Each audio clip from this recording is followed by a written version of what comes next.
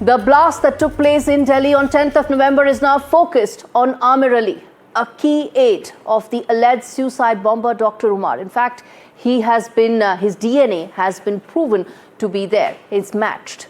Amir Ali has in fact been sent to 10 days of NIA custody. It was under his name that the I-20 used in the attack was registered. An Amir remand copy has been accessed by NDTV viewers, which reveals that he was involved in terror-related activities. The remand copy also says that Amir provided logistical support, procurement support to Umar to carry out the entire bomb blast. It also alleged that Amir assisted Umar to make the IED and the explosives that were used in this blast. NIA, meanwhile, is probing the angle of multiple cars being procured by Jaish-e-Mohammed terror module to target Delhi. Remember, the authorities are actually probing the prospect of as many as 30 explosions taking simultaneously. That was the original plan. All of it busted by our agencies.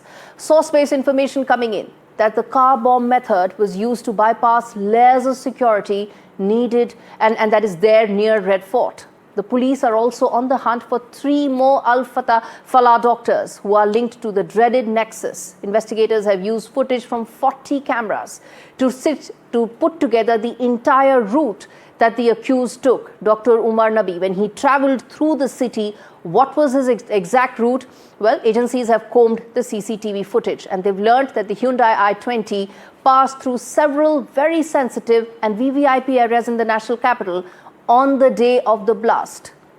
And we are going to tell you 2 very important things as far as the exclusive angles that we have unearthed as far as the probe is concerned. First and foremost, what does the exact remand copy say?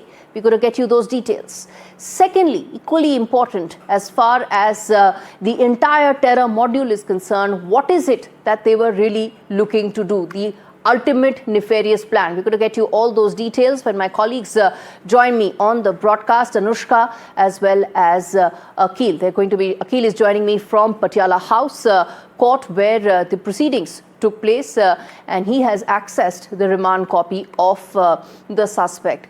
Anushka has been tracking every leg of this investigation ceremony, and even as more stunning revelations, viewers, have been coming in as far as the entire probe is concerned.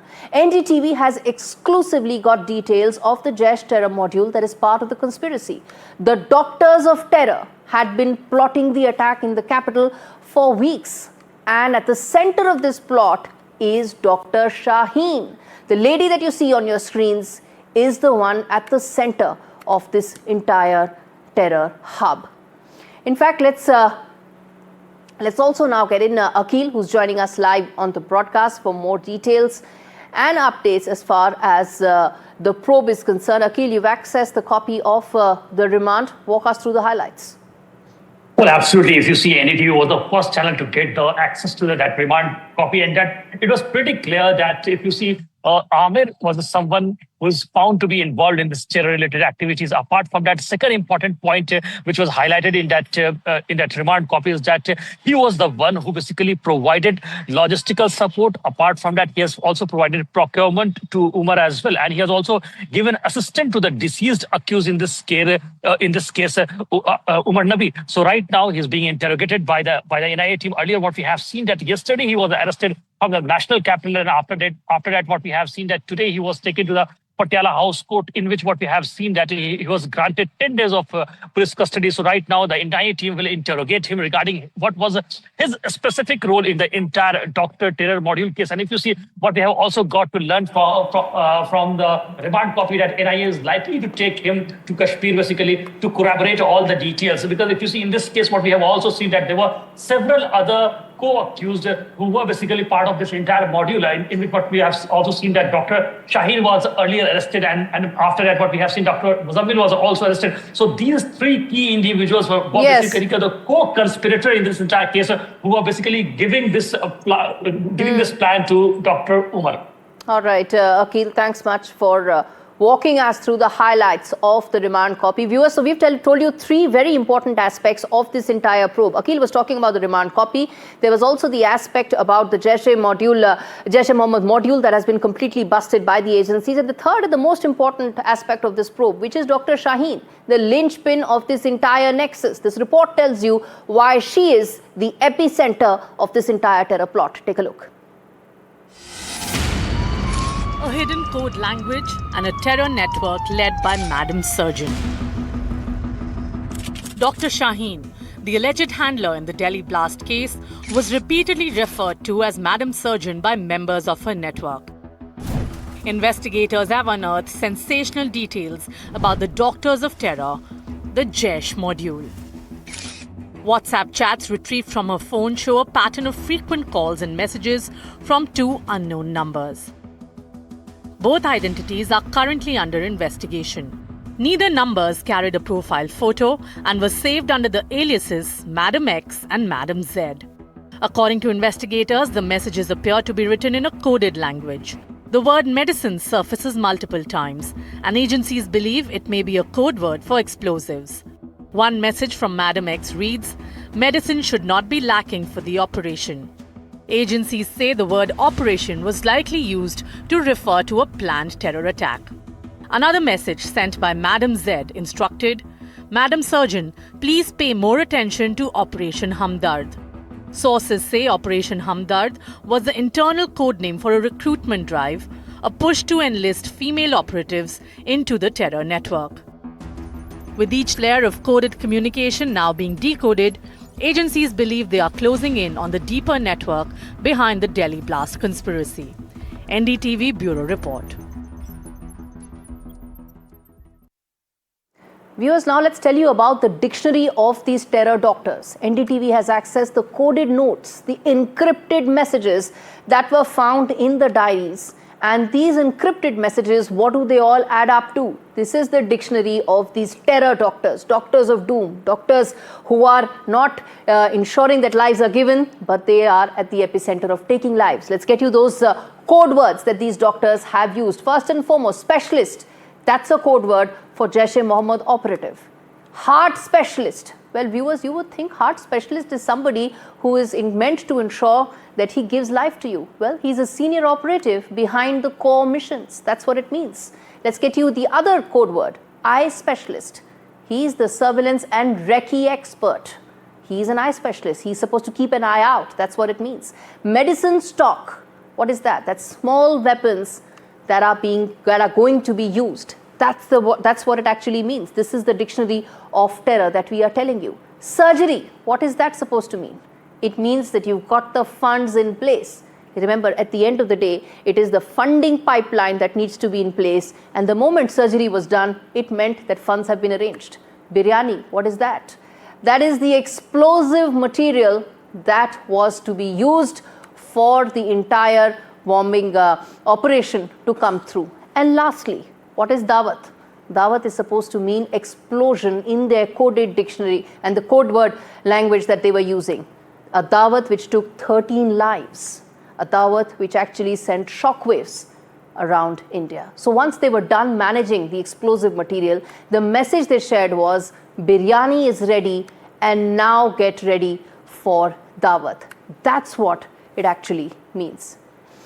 All right, now let's tell you exactly, viewers, agencies have been combing through the CCTV footage. What all have they been able to identify? NDTV has accessed some of those critical forensic and CCTV findings on the route that was taken by the suicide bomber, Dr. Umar Nabi, in the hours leading up to the Red Fort terror attack. About 50-odd CCTV footage was combed on the first day, and since then, hundreds of other CCTV footages have been added. And NIA says the terror module used multiple cares to ensure that they evaded security, and the Hyundai i20 that passed key and most sensitive areas was able to do so because they had been able to undertake some very key measures. What were they and how much did that make a difference? This report tells you.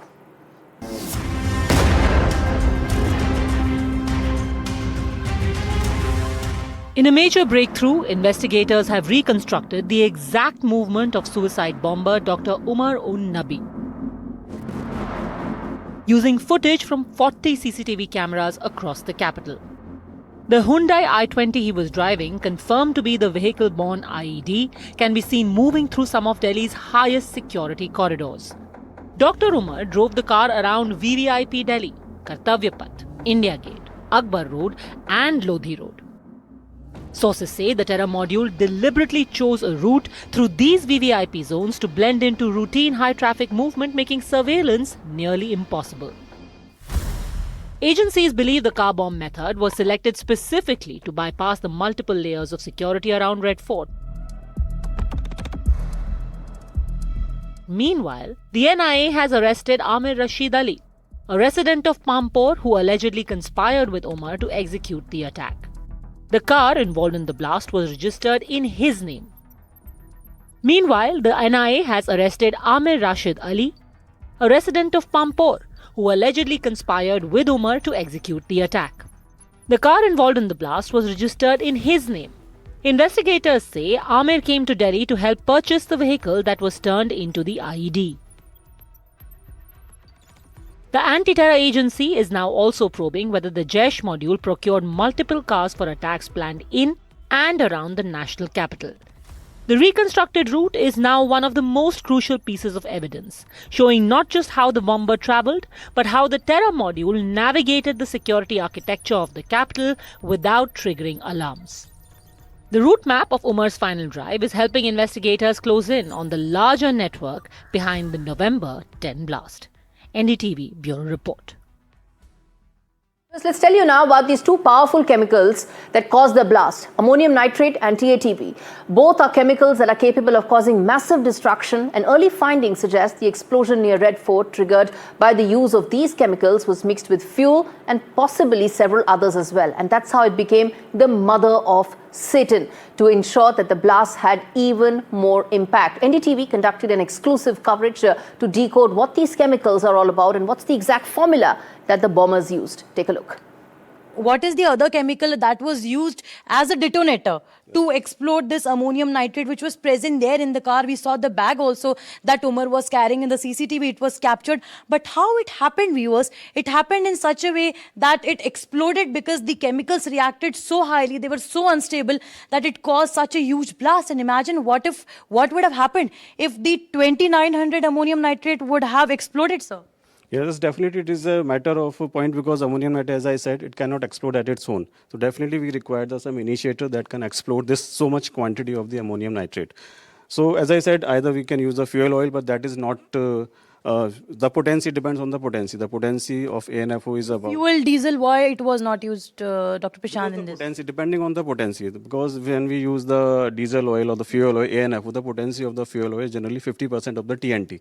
Generally, when we need to know what is the potency of the explosive material, we take the reference of the TNT. We consider TNT is 100%, and what is the potency of that particular explosive in respect to the TNT. So in case of ANFO, the potency is 50%.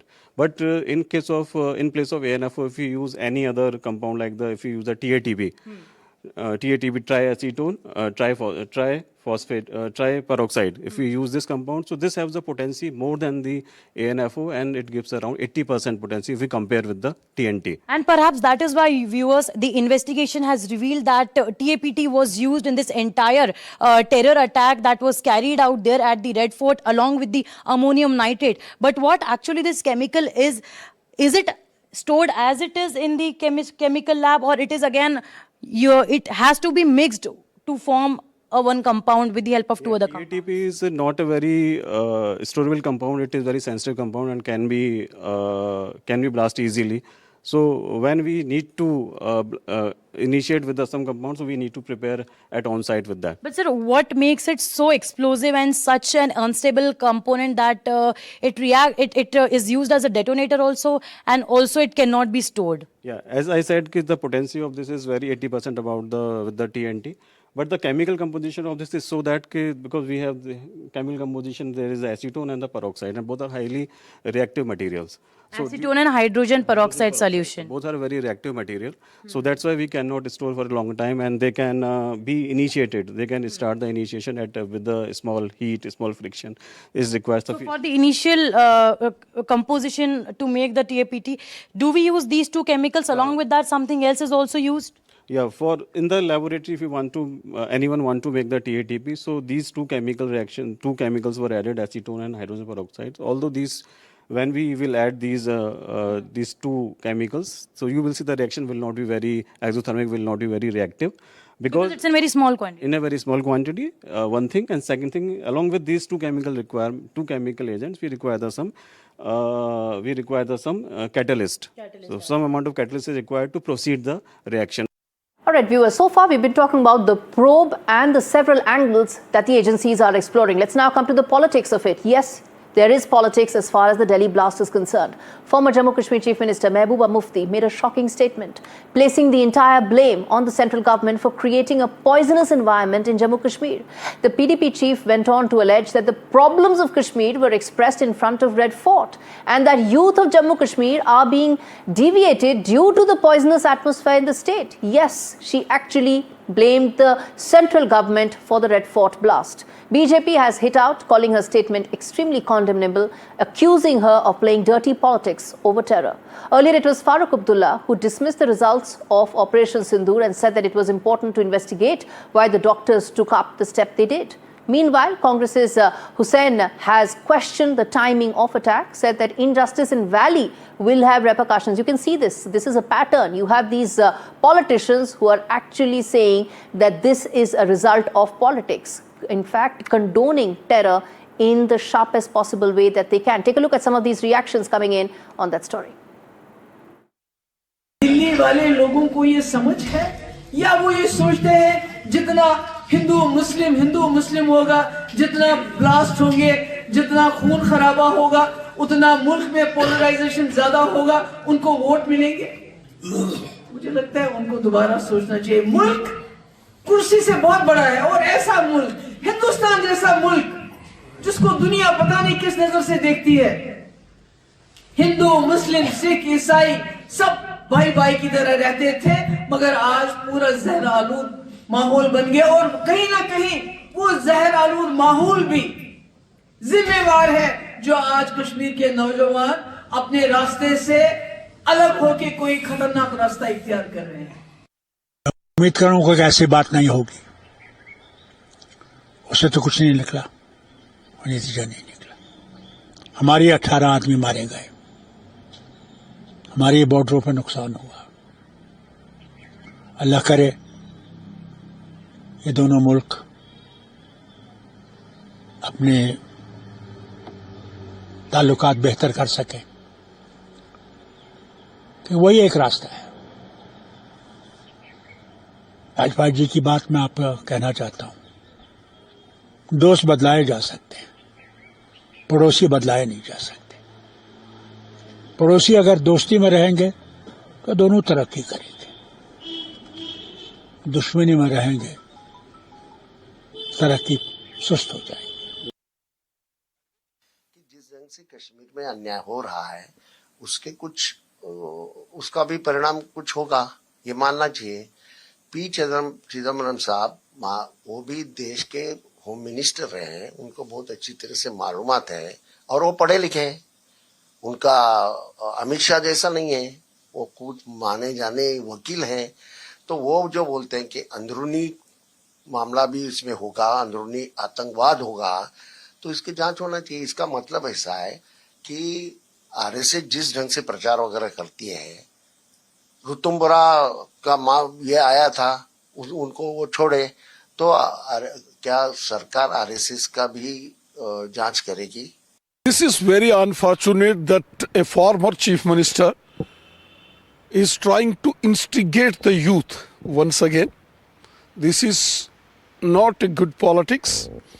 We have seen how New Delhi has taken remarkable steps for the betterment of the situation in Kashmir Valley. Attempts being made to again create trouble in the Kashmir Valley. Such statement made by Madam Mehbooba Mufti is a bad part of politics. Politics should be done on the issues for the betterment of people. 2019 का फैसला शायद नहीं होता अगर महबूबा मुफ्ती जी BJP के साथ हुकूमत नहीं बनाती, जिसका आज ये रोना रो रही हैं। ये रोना बेकार है उनका, इस तबाही की वो जिम्मेदार हैं और उनको हर घर में जाके लोगों से माफ़ी मांगनी चाहिए कि जो उन्होंने 2014 से लेकर 2019 तक किया है। All right, let's get it. Pradeep Datta joining us live on the broadcast. The dirty politics that's playing out as far as the Delhi blast is concerned, it's shocking. It's absolutely condemnable, Pradeep.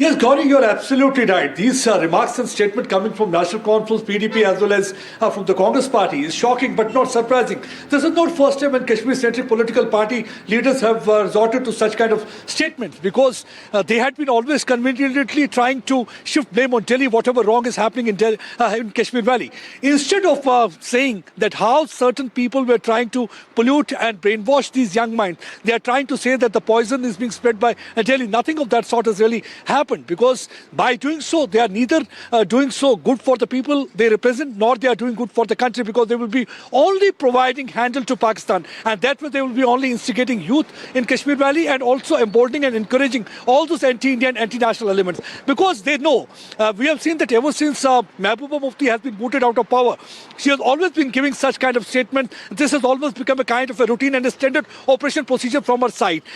She is trying to say that it was the poison being spread by the Delhi that the youth are deviating from the path. But if you look at the situation on the ground, and she being the former chief minister and being the chairman of the Unified High Command, she knows what exactly is happening, how the Pakistan had been indoctrinating and brainwashing young minds, luring them to gun culture, providing them guns, arms and ammunition, and trying to destabilize the situation in India. But she will try to always give clean chit to Pakistan. She will try to appease all those anti-India elements, because that way they think that they will be able to keep the vote bank intact. But I think they are doing injustice to the people, because as a representative, what they should do is they should channelize the energy of youth in the right direction. And they should be united at this stage, when we have seen that how Pakistan has been continuing with its policy of leading India 1,000 cut. Because if India is united, the opposition party leaders are united, people are united, they are on same page, I think nobody can think of disturbing. No, everybody is united. It is only, everybody is united. It's only fringe voices like Mehbooba Mufti who are singing this different tune. I'm going to leave it there. Pradeep Datta, thanks so much for joining us on the broadcast.